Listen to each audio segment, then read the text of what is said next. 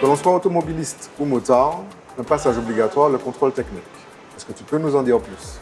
Je suis gérant de centre de contrôle technique depuis 2023. Nous sommes aujourd'hui dans une mission de vérification de la sécurité de tous les véhicules pour que tout le monde soit aux normes et en sécurité.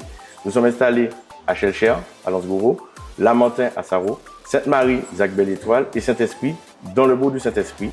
Nous avons une équipe de 7 contrôleurs répartis sur l'ensemble des centres.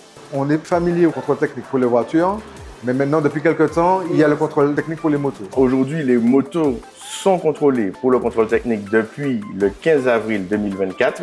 Nous avons les principaux points de contrôle qui seront la liaison au sol pour s'assurer que le véhicule freine correctement et puisse respecter les normes qui lui sont demandées, et la direction et la suspension pour le maintien du véhicule en toutes circonstances et la maîtrise du véhicule. Que ce soit pour l'automobile ou pour la moto, est-ce qu'on a la même fréquence de contrôle technique? Le contrôle est différent pour la voiture. La voiture, c'est à partir de la 4e année et tous les 2 ans. Okay. Et pour la moto, ce sera à partir de la 5e année et tous les 3 ans.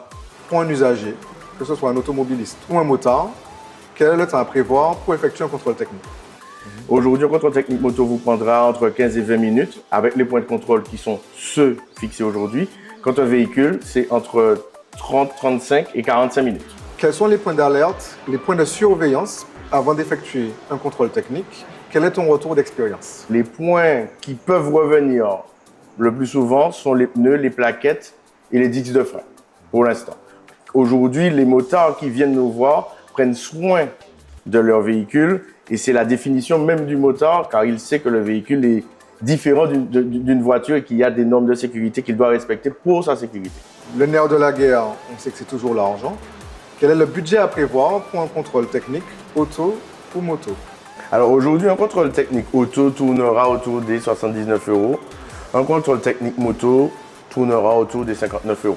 Donc moins cher que le contrôle technique auto.